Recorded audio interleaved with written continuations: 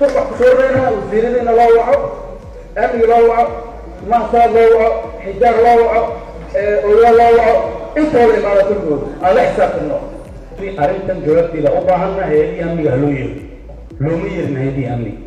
وحاول صقري أجندة قريين ما عرفت وحيالك قرنتين ولا هذا أمي هذا قال الرئيس واحد على وقتي ضد قال العاصمة المشاق قلنا هذه أمي حلوان هذا هيك وش وحما يجوا runtii maanta waxay joogtaa heer qof aamina la yahay meeshii ugu darnayd maaragtay ubacdii ayaa maaragtay qaraxiyo iyo dhibaato ay ka dhacayaan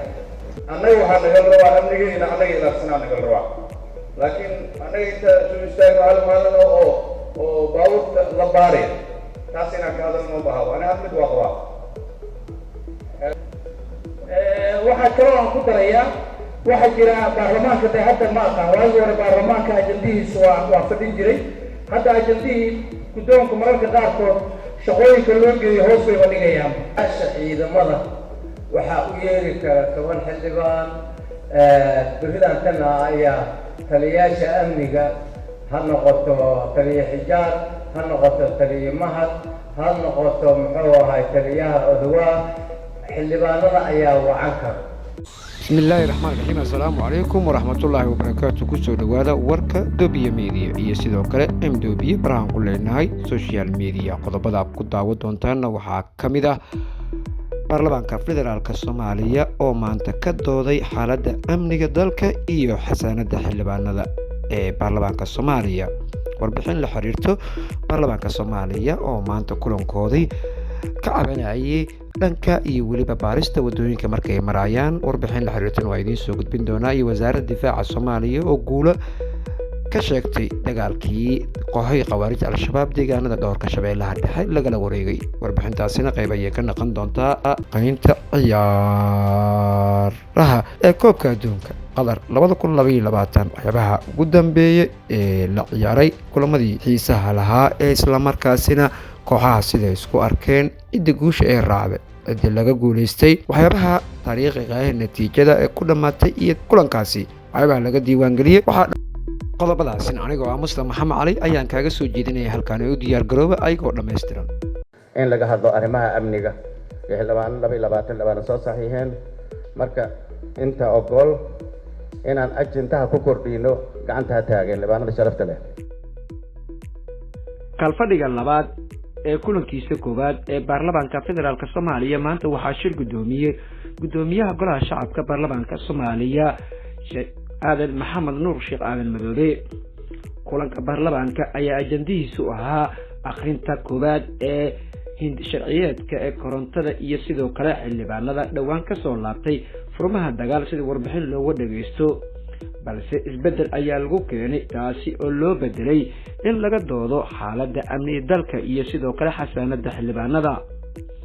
waxaana baarlamaanka federaalka Soomaaliya markaasi ay guda galeen dooda ku aadan arrimaha amniga iyo waliba xasaanada xildhibaanada ee ku aadan ayagoona ka hadlay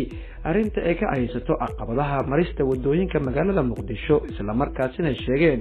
inay kala kulmaan dhibaatooyin fara badan isla markaasina loo baahan yahay in wax laga qabto xildhibaanada baarlamaanka federaalka Soomaaliya ayaa maanta sidoo kale dalbaday in hay'adaha amniga madaxdooda la horkeeno golaha shacabka si wax looga weydiiyo waa kuwana qaar ka mid ah xildhibaanadii baarlamaanka federaalka Soomaaliya oo ka hadlayo cabashada ku aadan dhanka iyo waliba amniga كسورنا وزيرنا لوعة أمي لوعة مهصاد لوعة حجار لوعة أولياء لوعة أنت هو الإمارة تقول على حساب النوع أنا وحنا نقول روا أمنيجينا أنا إلى نقول روا لكن أنا إنت شو مستعد على مالنا أو باوت لباري تاسينا كهذا الموضوع أنا هم متوقع الموساد دستورك حلوان ملبارة ماشي كله في الله بيها والله sababtoo in isbaaraa saxay xaqiiqada runtu markii laga hadlo ishu mucaaradkii muxaafad waa qof walba xildhibaana arrin muuqaal u baahan horta taas aan idin fahmin hore logically tan markaa ku gudbo marka warqada qornay guddoonka u keenay anagoo dhowr xildhibaana waxaan ku nidhi arrintan jawaabteeda u baahanna hay'adii amniga ha loo yeero looma yeerin hay'adii amniga waxaa la soo qoray ajanda ay ku qoran yihiin maaragtay waxyaalo kale koronto in laga hadlo amniga taagan bil ra'iis waxa ka dhacay ogtiin dadka baabaa dadkeeni waa shacab ay dhibaato ka soo gaartay aawo yaa la weydiina goormee laga hadlaa hore oo shaqada aan u tababarnaa meesha ay jiraan waxaa kaloo aan ku darayaa waxaa jira baarlamaanka de hadda ma aqaan waagi hore baarlamaanka ajandihiisu waa fadhin jiray hadda ajandihii guddoonka mararka qaarkood shaqooyinka loo geeyo hoos bay dhigayaan ajandihii baarlamaanka wuxuu noqday sharciyeed ajandihii baarlamaanka shaqo kale oo aan haynaa ma jirto waxbana looma soo gudbin bay ku oranaya haddaa talaan muxuu xiran 25 bay ahayd in la furo 15 bishii kalaa la furay xilligan laba fadhi baynu qaadanay oo socda runtii amniga Soomaaliya iyo amniga magaalada caasimadda Muqdisho ku noolnahay iyo amniga xildhibaanada heerkii ugu xumaayuu joogaa runtii maanta waxay joogtaa heer qof aamina la yahay meeshii ugu darnayd ee maaragtay ubucdii ayaa maaragtay qaraxyo iyo dhibaato ay ka dhacayaan sidaas waxaa dheer tacadiyada ay la kulmayaan dadka xildhibaanada ogaada dadkan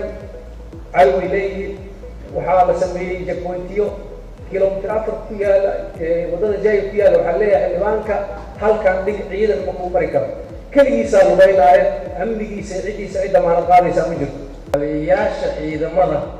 waxaa u yeeri kara 10 xildhibaan beridan tana ayaa taliyayaasha amniga ha noqoto taliya xijaar ha noqoto taliya mahad ha noqoto muxuu ahay taliyaha odawaa xildhibaanada ayaa wacan kara haddii ayna si guud nooga soo bixin oo aan u xil saaran guddoomiyaha inaas noogu yeero taliyayaasha laakiin wixii u yeeris ah xildhibaanada ayaa u yeerin kartaas iyadana inaan qaadano annaga ruuxeena aan isku saxno ugu dambeyntiina guddoomiyaha baarlamaanka Soomaaliya Sheekh Aadan Madoobe ayaa sheegay in amni idoo la sugayo aan xasaanada xildhibaanada baarlamaanka aan lagu xadgudbi karin loona baahan yahay amniga in lagala xisaabtamo marka guddiga amniga iyo guddiga difaaca labadaas guddi arrintan waxaan rabnaa haddood guuda laga dooday meel badan ay gashay madaxdii wasiira laga hadlay madaxda ciidamada laga hadlay heer degmo heer gobolka laga hadlay waa arkaynayaan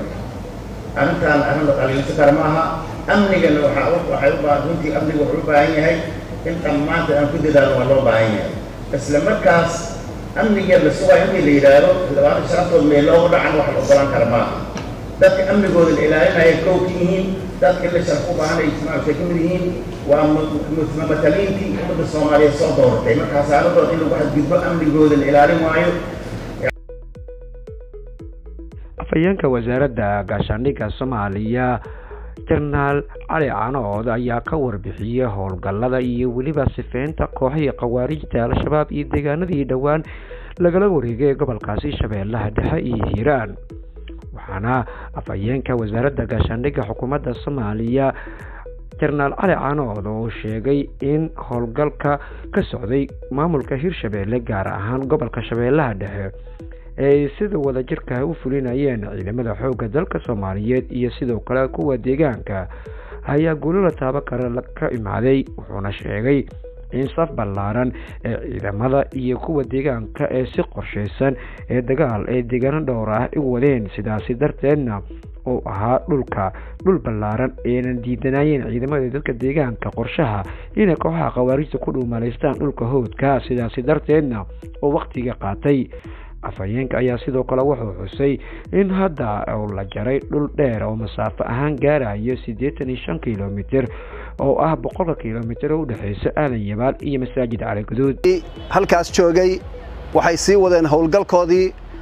ciidanka xoogga dalka Soomaaliyeed iyo colalka hubeysan ama xoogga hubeysan ee kacdoonka shacabka Soomaaliyeed waxayna ka saarayeen tuulooyinka iyo beeralayda iyo dhulka kaymalayda cadowga uu ku jiro way si degan uga saarayeen laana cadaga tacticadiisa waxay kamid tahay in ay dhulkaas galaan kaymaha iyo baadiyaha koox iyo unug ay u galaan oo ciidanku markuu dhaafo ay gadaal dhibaato ka geystaan ama ka soo weeraraan ciidanka saas darteed waxa laga maraan noqotay si saf ballaaran ah oo jaha kasta dhanka bari dhanka waqooyi dhanka galbeedba si degan in looga socdo waxaana hadda la jaray ilaa iyo 85 kiiloomitir oo ah 100 kiiloomitir oo u dhaxeeyay Aadan Yabaal iyo Masaajid Cali Guduud koobka adduunka ee 2022 qatar lagu qabanayay waxaa la soo gaaray qaybtii nag awdka ama 16 kooxood ee u dambeysay ee isku soo hareen waxaana kooxo badan oo 16 gaarayana way hareen kulankii koobaadna waa la ciyaaray waxaa wada ciyaaray kooxda wadanka Netherland iyo sidoo kale USA 3-1 Netherland ku badaysay guud ahaana intaasi ayaan ku soo gabagabeynayna qodobadan dhowrkeed anigoo Mustafa Maxamed Ali ku soo jeedaan tan iyo mar kale inta kulmi doono sidaas iyo nabadgelyo wassalaamu calaykum waraxmatullaah